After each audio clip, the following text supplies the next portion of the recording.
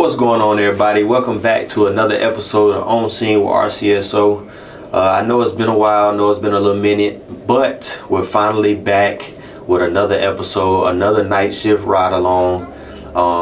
This time I decided to go out with a different deputy. He's a little bit older, been here a little bit longer, more experience being in Richmond County, but you know, a lot of things happen, good conversation. Yeah, so on and so forth, man. I don't want to give away too much of the video without you watching it. So without further ado, let's get into it.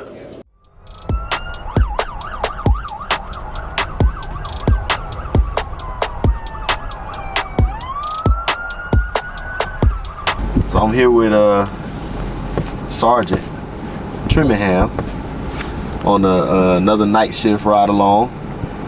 So man, how you been? Tell me about yourself. Tell the folks about yourself. How you been? How's everything going? I've been good, man. Just coming out here and do what I got to do to protect this lovely county of ours. And that's what I enjoy doing. Been doing it for 15 years. Okay. Believe it or not. Yeah. It went by real fast. Yeah. So you just got an award on that, right? Yes, sir. I got my 15-year award. I started January 24th of 2009. Started Finish the Road. Okay. And I did about a year and a half at Finish the Road. And I enjoy that. Yeah. I definitely enjoy that, man. Had a good team. I remember walking in there at 5:30 in the morning. Just walking off the road at 5:30, sitting in the muster room with all the guys, and I had to introduce myself. And man, it just went by so fast. Like just blink and figure 15 years later. But I enjoyed it. Yeah. Still enjoying it. So why night shift? Well, to me, it's more action at night. You come out here, a lot of guys don't want to work nights. Right. They turned their nose up about night shift and all that, but not me. When I got promoted to corporal in 2014, I moved to nights. And since then, you develop the first couple months, your sleep pattern is off. You start getting, did I choose the right thing? But after about a couple months or so, you get used to the time. And you come out, and to me it's more exciting at night. Right. Go out here, you got the clubs at night, especially down on Broad Street. You get to see different people, they act in different ways, drunk, sober, right. In between. Right. So I just love working nights, plus it's cooler. Yeah, that's definitely true. Yeah, I'm already dark, so I don't want to get any darker, but definitely night shift is the way it's at for me. Yeah. And that's why I stayed, for this long on nights. And I've been offered day shift before. And I told my supervisors, nah, I must stay right here. Okay. I must stay right there. So since you say there's more action at night, what bothers you? What is something that bothers you that you've seen or witnessed before? A lot. Yeah. And you try not to take it personal. You try not to let it bother you. But I've seen children. I've seen accidents, drunk drivers, hurting innocent people. That gets to me. But the thing that really touched my heart, or pull on my heartstrings, so to speak, is seeing a child hurt. That's something that I've seen many times, and every time I witness it or roll up on a call where a child is involved, it's you remain strong. You have to do your job. Right. But after all that is over, and you come down, you come to reality. Listen, man, that's a child. Yeah. Got killed or shot or whatever the case may be, and you have to deal with that. Right. And the public, I love this community. I've been loyal to this community since I've moved to Georgia, and I'm going to continue to be. But the public they think that we are hard shell, You know, we come out, see everything, and then we brush it off. But that's not the case. Right. We go home, or we sit in the muster room, or whatever the case would be. And as human, that comes down on us, man. Right. And thank God I have a good group of guys that we could talk to and cut up and just come back to human, to reality, and that helps a lot. But I've seen some terrible things. Yeah. Some terrible things. So today, we pulled up on the scene, and there was a missing guy that we found, and he just so happened that we found him dead. Yeah. So when you hear stuff like that, or first off, let me back up. When you hear that you find a missing person, or once a missing person has been put out, a bolo for a missing person, and it's been a couple days, where does your mind automatically go after a couple days of not finding that missing person? Whether I want to believe it or not, the first thing comes to your mind is, especially an older person, we may not find them alive. Right. And that's a hard thing to come to reality. But it's like, in this case, this gentleman was in his 80s. He was suffering from different medical ailments and stuff like that. And with all of that, and the fact that his family said that he never been away this long. Right. Right. So you take into consideration his age, the amount of time in between. Right. You know, you're like, the chances of him being found alive is very dim. All fingers point. Right. But we keep hope alive. We don't go in saying, okay, he's dead, I'm not gonna. No. Right. We go in and hoping that they show up alive, or we find them in a hospital, or find them in a store, or whatever the case may be, or with other family members. That's the outcome that we want.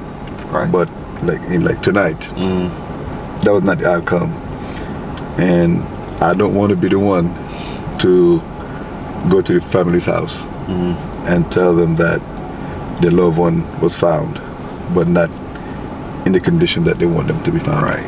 Right. You know, that's one job that I do not want. Yeah, that's a hard one. It's Because a I hard don't want nobody to come tell me the news that one of my loved ones they found or haven't been found that way. So I don't want to be the one to go tell either. So yeah, I can understand that. Definitely. So if you go to a scene before we even found out that it was a missing person, and you see a body there, or you hear it over the radio that a dead body has been found, what's your immediate train of thought? Where do you go? Well, first and foremost, you think maybe it's a crime scene, right? So you arrive on scene, you scope whatever the situation is, and then you secure the crime scene. Right. Because you don't know what happened. And if you have everybody, walking in and doing that kind of thing, it just corrupts the crime scene. So you want to preserve that. So on my way there, that's the first thing I'm going to do is get there, see what we have, secure the crime scene. If when city comes in, they'll have something to work with. That's first and foremost. And then look around, make sure there's no one else injured or hurt. Because we don't know. Right. We don't know what we're going into. We don't know if he was murdered or natural cause. We just going in blindly. So we have to secure everything to make sure that the scene is safe, the crime scene is secure, so you could get a better understanding of what happened or what could have happened. Yeah. Okay. So once everything is cleared up and you figure out that it's a missing person or whatever the case may be, what's the aftermath of it? Like, does it sit on your heart? Does it sit on your face? Does it sit on your mind? Yeah, that's a good question, man. As human, you feel, right? Right. You don't want to see anyone, whether old, young, or in between, die. Right. You know what I'm saying? Right. So we go there, we do what we have to do, and get the scene secure, get the body secure, get everything done, and then you have time to reflect, right? And then you start thinking about the family members and how they're going to take it, and that sadness and everything like that, and you feel a bit of empathy for them, right? And or sympathy, and it weighs on you, And if I'm gonna tell you this, if it comes a time where I don't feel, or this doesn't affect me in any way at all, I'm calling my boss and I'm turning my badge in, because then I'm no good. Yeah. Right. So you have to have that level of empathy for everything, for everyone. You know, so you sit in your car or you leave the scene and you drive, and you can't help but think about the reaction. You go to this person's house or the family house and say, listen, they're not coming back home. Right. And you think about your family, right. you know, and I lost a brother to an accident. And I remember getting a phone call, and I'm telling you, man, it was at the end of the world for me. Right. Because my brother was like my best friend. You know, he got sent back home, and so I have to go back home and take care of him. So I know how you feel to lose somebody who you love, you know. Right. And I think about that for the family. I don't dwell in it too long, because then you get emotional and then you start losing track. But you have to have some level of feeling towards what happened and towards the family and what they're going to be going through for the next few weeks, months, or whatever the case will be. Yeah. So how much longer you think you got under your belt at this time? Well, I'm going to do it as long as I could. Ride it to the wheels fall off. Ride it to the wheels falls off, man. As long as I'm going to tell you, man, I've worked for different agencies. I did the fire department in Jericho, New York. I went to Vermont. I was corrections in Vermont, and I was corrections in Georgia, and now here. And I got to tell you, man, this has been, the sheriff's office has been the best ride of my life. You know, I enjoy the fire department, I enjoy correction, but they give me more opportunity to meet people, to talk to folks, get to know folks in the community, and stuff like that. So with that being said, I'm not gonna say how old I am. You're still young, man. We know you're still young. That's what I'm talking about. But I'm gonna do it. I'm looking at 10, maybe 15 years. Okay. Of service to this community. The department has been good to me, and I respect them. I'm loyal to them. You know, that don't mean I agree with everything that we do or say. That's never gonna happen. Right. That's human. Exactly. Right. You know, but overall, man, this has been a great department to work for, and this is where I'm gonna finish my career. Okay. You know, this is where I'm gonna finish it, and be that other. Hopefully, you know, in the near future, I move up. If not, I'm still gonna be the best sergeant I could be.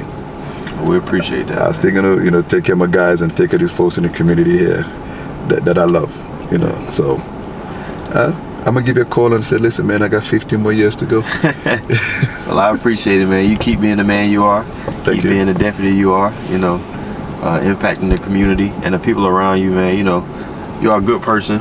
Thank you. And then even just knowing you for a little amount of time that I have known you, you can tell it's genuine. Thank you, man. So we appreciate you. I appreciate you, even for letting me come on this ride along. But hey, man, I enjoyed it, man. Just being you, man, being who you are, even with the badge on, you still who you are. You Thank can you. tell. I appreciate that. I appreciate it, and I wish the best for you, man. Thank you, man. All right, man. Welcome back. You've reached the end of the video, and I hope you enjoyed it. I hope you paid attention. I hope you actually watched it all the way through. And if you made it to this point, then you may have seen that we found a dead body on the scene, which my condolences to that family. Like I said, man, there's a lot of conversation going on, a lot of good things happening, a lot of just good talk, man, just getting to know this specific deputy. If there's anything that you may want to ask a deputy or may want to know or may want to see, get down there in the comment section and let me know, man. I may even bring your questions up, or I might even bring your ideas to life. But just get involved with the channel, man. Like I always say, like, comment, and subscribe. Just keep tuning in, keep watching, and just let me know, man. Give me some feedback. But yeah, man, thanks for tuning in. And once again, RCSO got a story to tell, and it's my job to tell it. Thanks for watching. We out.